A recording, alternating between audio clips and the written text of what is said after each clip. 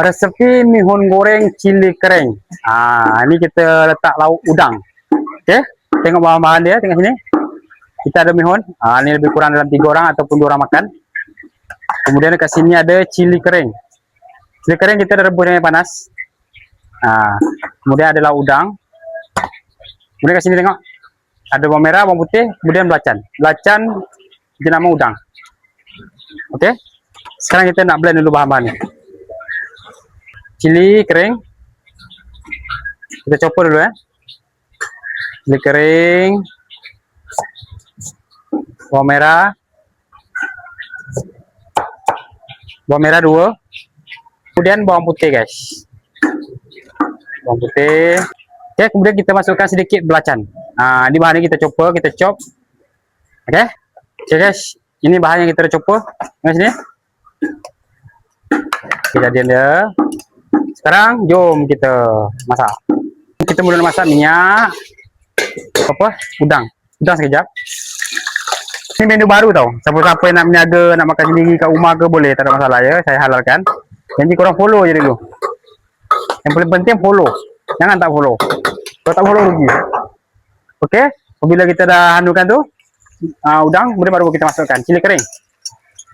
Yang kita dah kita tumis sekejap.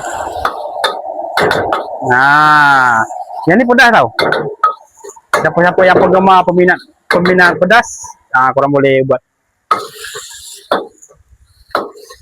Apabila dah keluar wangi macam tu, baru kita masukkan telur.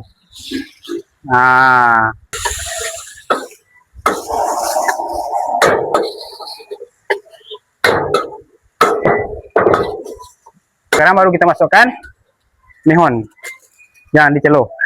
Untuk perasa dia pula, chicken stock 3 sudu. Kemudian perasa sikit, gula sedikit, sos tiram sikit, kemudian kecap satuan sikit, guys.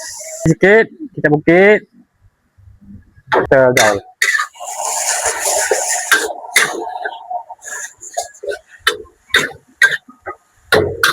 Kalau mihun ni kalau kita gaul, kena manja-manja je tau. Tak boleh kuat-kuat, nanti dia putus. Ni tips dia, cara dia kalau kita nak goreng mihun. Kita tak boleh terlalu kasar.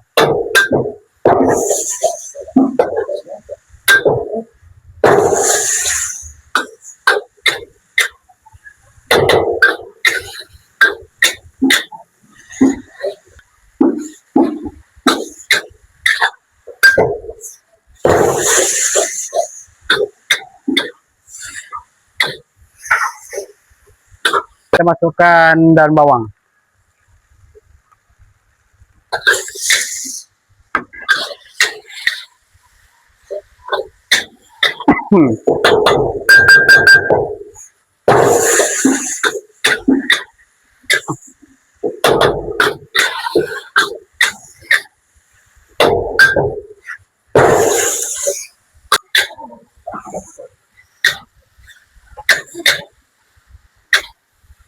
Okey, boleh kita hidang ya. Ini mihun goreng kita dah siap, guys.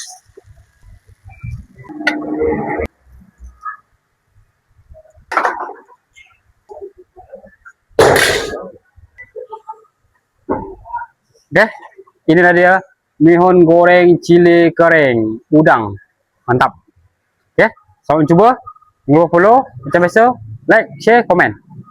Bye bye. Assalamualaikum.